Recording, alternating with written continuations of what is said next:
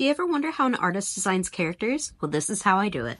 I really like to use Pinterest. I've been using it for years. I like the organizational and the section system. Not sponsored, but if you want to, Pinterest. I do different sections with different ideas in mind, like hair and clothing, with an idea of base wants for the character. For my character Rudy, I want a dwarf bard, a red head with braids, facial hair, turn up hair shape, a bigger body type, looking in their 50s with freckles and a round face and nose. I add on different pictures to the different sections that might be good reference pictures for this character. I get inspired and I'm not afraid to go off script slightly. After doing research, I decided to add on a Slavic or Scandinavian inspo, some ideas for different outfits, small jolly type of eyes, an idea for braid placements, and extra accessories.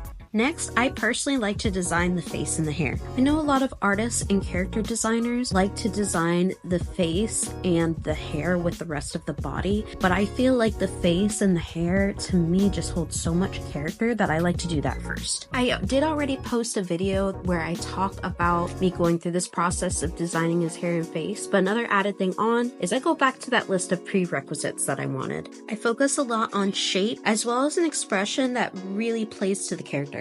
I also make sure to reference the images that I put on my Pinterest board. This is one of the more complicated hair designs I've done, so as you can see I section it out by color to tell what goes where. I do take into account the face shape as well as the hair shape into the final overall silhouette. Rudy is a very friendly and warm character, so I use a lot of round shapes in the face and the hair design, as well as in his expression. He has a nice friendly, welcoming kind of expression. Auburn hair also tends to have other hair colors in it, so I make sure to add that in too. Next is the body and the outfit design. I'm using a drawing of a previous character just to do a height comparison. I'm being very particular about head height in this case. Usually I aim for about 5.5 to 6.5. In this case I'm going strictly with a 5 head height to keep his proportions more in line with a dwarf character. As you can see, I'm also again keeping that body shape nice and round, and the gesture I'm kind of going for in this case is as if he's in the middle of a really playful conversation and he's kind of gesticulating with his hands. I also want to make a note here, get on my soapbox a little bit, that this is also why I hate AI imaging, because it takes intentionality, little details I'm talking about, out of design. Anyways, now with this hair you can see what I mean about the turn-up shape. So this was inspired by Princess Peach's bangs, how they make a heart shape, because Rudy's full name is Rutabaga. After I finish that base sketch, I'm going to multiply it several times so I have a base to sketch out other outfits. I sketch these again keeping in mind the general silhouette, and then when I do my own characters, I love posting these online to get different opinions on what to pick.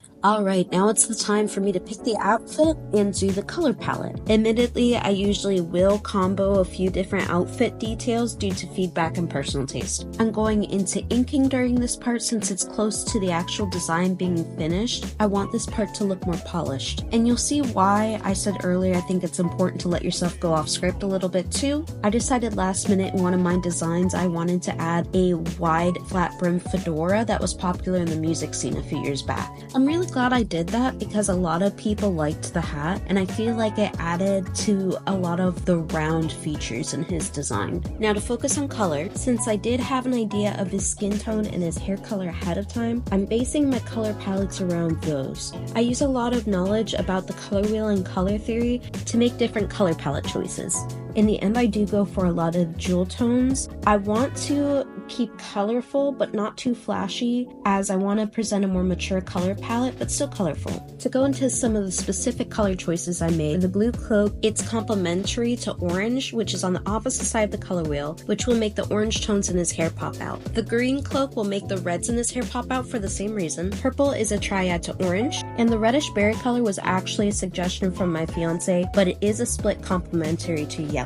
And Rudy does have yellows in his hair. Side note, I know it is somewhat controversial to put redheads in reds, colors, or pinks. I've seen the Little Mermaid pink dress debate a lot, and it scares me. If you're mad about that, redheads, go after my fiance. That was his idea, okay? His idea.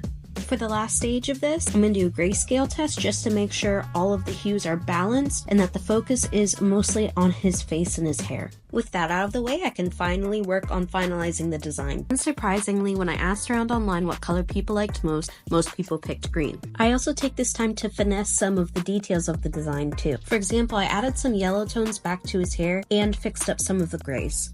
Did you notice the brooch and flask on his hip? That was inspired by old Victorian chatelaines, and I imagine since he's a college of cuisine bard, that's where he carries all of his spices. I also take this time to polish up my inking a little bit more because it does get messed up sometimes, as well as fix up the anatomy since I am a little rusty at it right now. After all the added details, and that's my full design process for Rutabaga, aka Rudy Mulligan, my first dwarf bard in D&D. I hope you enjoyed learning about my design process, and let me know what was the most surprising part to you. If you want me to draw your D&D character, you can email me here. Here's a bonus image of Rudy with his adopted son Skulltrap, who is my other D&D character. And last thing, I have started up a YouTube. If you like our content, you should follow me over there. Don't forget to like if you like this before the clock app goes away.